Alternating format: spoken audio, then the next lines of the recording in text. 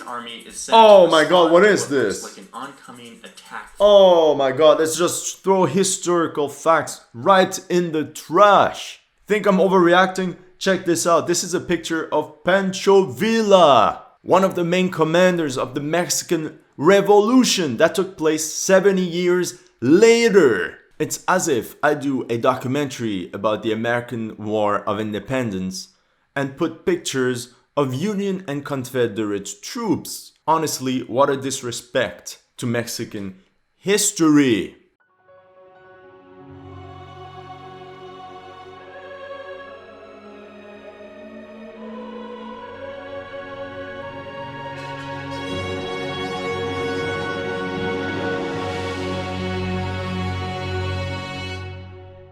In this video, we'll do a historical step-by-step breakdown of Johnny Harris's very famous video, How the US Stole Mexico. Honestly, Johnny Harris, I think he does excellent videos and I enjoy watching them. The problem in this particular one is that the history is all over the place. Without further ado, let's go.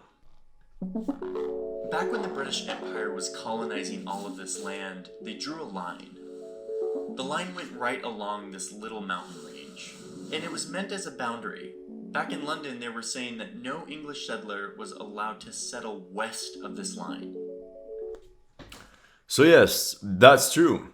This line is also known as the Royal Proclamation of 1763. Which was done by the British administration after they took over most of the French colonies in North America after the 7 Years' War.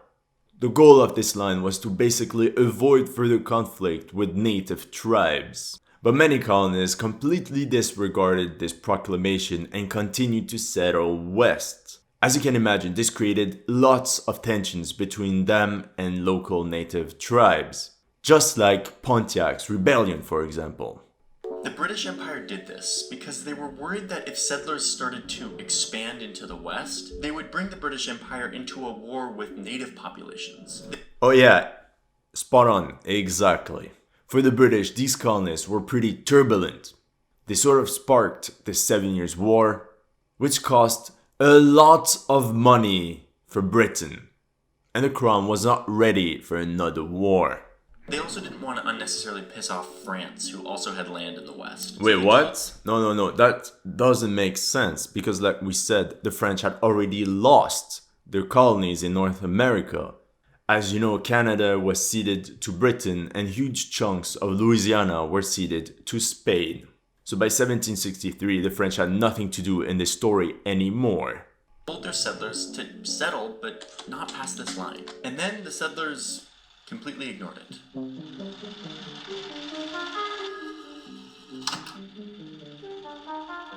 These settlers would eventually declare independence from Britain and start... Do you say that these colonists stole this land from Britain? Start their own country. And from there, the floodgates were open for westward expansion. A frontier... It seems like the first major disagreement between how the 13 colonies want to be managed in the future. So that's the first thing, but there was something else I wanted to mention. The population of the 13 colonies in 1760 was about 1.6 million inhabitants. By 1840, the population of the United States jumped to 17 million people. 10 times more in less than 100 years. And there's something else that's not mentioned in this video, is that in the meantime the US had purchased Louisiana from France. So yeah, before I told you that France handed over Louisiana to Spain. Now Spain kept it until 1801, until they gave it back to France. But Napoleon saw that he couldn't defend it in any way against the growing superpower of the United States. So instead of wasting time, he just sold it to the United States. A frontier people had remade a continent. Virtually all productive land had been put to the plow. A free and independent way of life prevailed. This westward blitz was made possible through the mass slaughter of people who were living on this land, which this little time-lapse ignores. How that all went down will be the subject of another video. But right now, I want to talk about what happened when the US got here. Okay, 1843, but there's a big problem. There's something that I don't like in this video already. check this out. So, he shows pictures. Another video, but right. This picture. This picture is not from 1843 at all. It clearly depicts an attack from the United States Army on, I think, a CU camp around 1870. Already, there's some huge historical problems in this documentary. Why don't you say that there were huge battles? The Seminole Wars, for example, the Americans had a 10-1 advantage. They eventually won, but it took them forever and it was hard. Anyway, that's not the topic of this video. Let's continue. Now, I want to talk about what happened when the US got here. It's the mid-1800s and the US has 27 states and a bunch of territories in the West. But the country doesn't stretch from sea to shining sea quite yet. At this point, they start to bump into the recently independent country of Mexico. Okay, that was bound to happen. It was bound to happen. The northern part of Mexico was called Texas. Okay, I thought he was gonna say something about how Mexico even became independent, but of course, bad history, we just skipped through. So New Spain became independent in 1821, which then became the Mexican Empire. And I think if he had only talked a bit more about the Mexican perspective, it would help in understanding what he wants to say. But he didn't. He filmed everything. He talks about this entire event from a pure American perspective. So like I told you, Mexico became an empire. And what do empires do? They conquer land. And this is exactly what they did with some Central American states. That means that 1823 saw the largest territorial extent of Mexico ever. As a reminder, in 1830, Mexico had 6.93 million inhabitants. And the growing US population stood at 12.8 million. Without even mentioning how the US was far more industrialized than Mexico. Still to this day, most Mexicans live in this central area of Mexico, which means that these borders, these hostile territories were never actually incorporated into Mexican territory.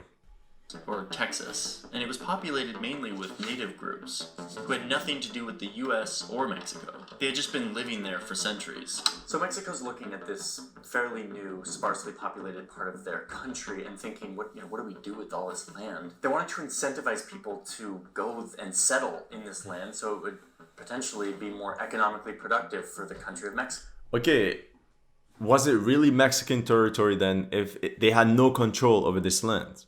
I'm just asking. Because Texas at the time had only 1 in 10 inhabitants that was Mexican. And these Mexican settlers faced constant Comanche and Apache raids. So in a way, we can literally say that Mexico did not really control this land in the first place. Above all, Mexico understood that if they didn't populate this region quickly enough, it would get swallowed up by the United States. They were fully aware of this. And to support my point, here is a Mexican history channel called Bully Magnets. And they explained it pretty well in one of the videos called ¿Por qué perdimos a Texas? Entonces a los gobiernos se les ocurrió una gran idea, por llamarla de algún modo. Vamos a abrir las fronteras de Texas e invitaremos a la gente del norte, a los gringos, a que se vayan a vivir ahí. Les vamos a regalar tierras y condiciones muy favorables, siempre y cuando prometan volverse súbditos españoles, aprender español y olvidarse de su religión protestante y se hagan católicos. ¿Tenemos un trato? Sí, lo prometemos.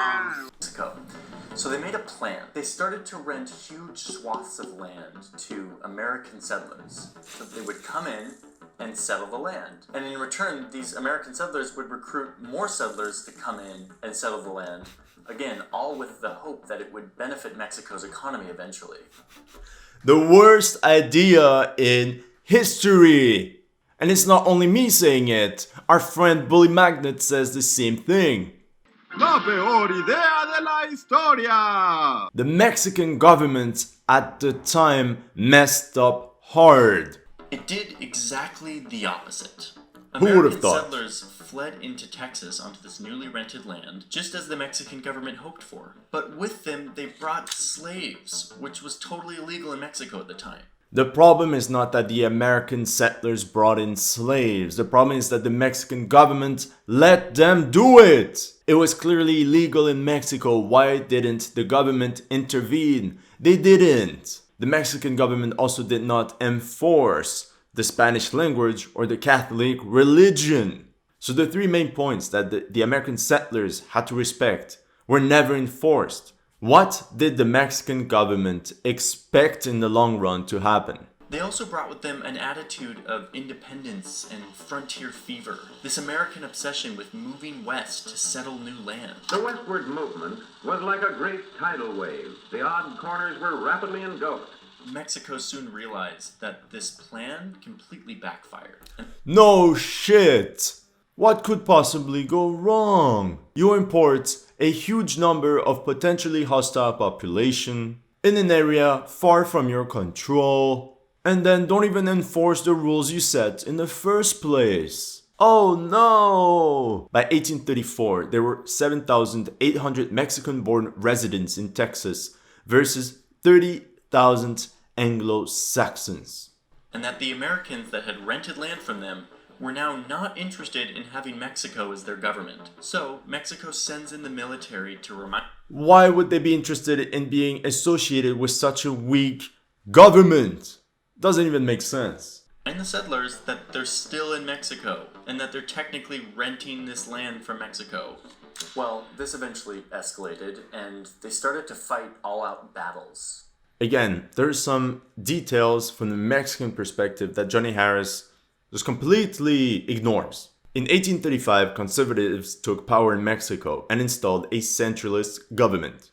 In short, that means that the previous autonomy granted to Texas and other Mexican states was no more. And as you can see on the map, this sparked many rebellions across the entire country. Texas was only the place that was the furthest away from the capital city with a population that was heavily armed. And the American settlers lost. The big battle here was called the Battle of the Alamo. This guy, Davy Crockett, who was like the symbol of westward expansion, died in this battle. And this loss spurred even more settlers to come to Texas and join the next fight against Mexico, which the American settlers won. And with that, they declared a new nation, independent of Mexico. The Texan victory was not guaranteed by any means. The Mexican army entered Texas with 6,000 regulars under the command of Santa Anna. They massacred the 250-strong garrison of El Alamo, taking no prisoners. They did the same to 450 Texan prisoners of war at Coleto. All of them were executed. The pool of able-bodied Texan combatants was decreasing fast, but these atrocities also enraged many Americans that joined the Texan cause. Things were not looking good for this makeshift militia army of Texas. Sam Houston wisely avoided open battle for months, until one day he found a suitable terrain and won a decisive victory against the Mexican army at San Jacinto. Of course, Mexican authorities refused to recognize the newly independent Republic of Texas, and they gathered a new army of 6,000 men to reconquer Texas. But like we mentioned before, Mexico was facing lots of rebellions inside the country. So this army was instead redirected to address these rebellions in other Mexican regions. The Republic of Texas. Now the map looks like this. A newly declared country of American settlers in between Mexico and the United States. But not everyone actually agreed that the map looked like this. While Mexico conceded that they lost the war, they disputed this map, saying that the border of the new Republic of Texas was actually here, and that all of... Little history lesson. If you lose the war, you're not entitled to dictate territorial boundaries. This was still Mexico. So now you have a big land dispute between Mexico and the Republic of Texas. Well, soon it's 1845 and Texas becomes the 28th state of the United States. And yet this land is still disputed. But now it's a land dispute between the United States of America and Mexico. Let's keep in mind that despite all of this map drawing, there are still loads of native peoples who've lived on this land for years and are now being suffocated by all these nations trying to take their land. Give me a break. First of all, talking about all these natives as one group is already bad and historically inaccurate, because they themselves did not perceive as such. They identified themselves as Comanche, Apache, Cheyenne, and so on. And on top of that, these tribes wage war against one another. So no, it's not accurate to say they just sat there like victims. No. With that being said, they often raided hamlets in the entire northern part of Mexico, which explains why nobody wanted to settle there in the first place. Again, that's another episode, and it's an important episode, and I want to do it justice. But for now, Okay, first get your history right. what happens next in the Mexico story gets kind of nuts. And the reason it gets kind of nuts is mainly because of this guy, President James K. Polk. James Polk wins the presidency and comes into office with a list of 4 big things he wants to do. It's his big wish list. At the top of this wish list is Polk's desire to capture this very specific part of Mexico, which is called California. Remember that at the time, the US didn't actually stretch from the Atlantic to the Pacific. The US had colonized portions of Oregon Territory, but it was kind of confusing because they were kind of competing with the French and the British. Oh my god, the French were gone by this time. Oh, this guy's obsessed with the French. They were gone from North America, like from controlling North America in 1763. They had this little thing in 1801, but that didn't last long. And they didn't actually own it yet, but you'll notice that Oregon was also on Polk's shortlist. But first, California. And in a way, for the United States, it makes sense to push west. It's the path of least resistance. At the south, they have the sea and a bunch of islands. And in the north, they have Canada, a colony under British control. And they don't want to go at war with Britain again. So they go west. He first tried to buy California from Mexico for $25 million. Just like they did, basically, with the French in Louisiana. Mexico flat out said no. So Okay, again, the French could have said no too, but Napoleon was wise enough to get rid of this land that he knew he couldn't defend. The Mexicans wanted to hold on to land they knew they couldn't defend. I'm just saying. So Polk decides to pull an incredibly dirty move. Remember this big old swath of disputed territory that the US inherited when they admitted Texas into the Union? James Polk was pissed off that Mexico didn't take his offer to buy California. So he sends a small group of troops into this disputed territory and has them march right up to here, right across from the river that separates what everyone agrees is Mexico. Okay, quick pause. If I understand correctly, the Americans pulled a dirty move and tried to bait the Mexicans into battle. Now the Mexicans were well aware of what the Americans wanted. They didn't have to fall for this trap. And the Mexicans knew that a lot of people in Congress did not want war. If you don't attack the small Mexican detachment, then Polk can't get the reason to go to war. According to Mexico, they've already been in Mexico as soon as they crossed into this disputed territory, Disputed. which Mexico believes is theirs. Believes. The Mexican army is set Oh to my god, what respond is to this? looks like an oncoming attack. Oh my god, let's just throw historical facts right in the trash. Think I'm overreacting? Check this out. This is a picture of Pancho Villa, one of the main commanders of the Mexican Revolution that took place 70 years later. All these pictures represent Mexican soldiers from the Mexican Revolution. It's as if I do a documentary about the American War of Independence and put pictures of Union and Confederate troops. Honestly, what a disrespect to Mexican history.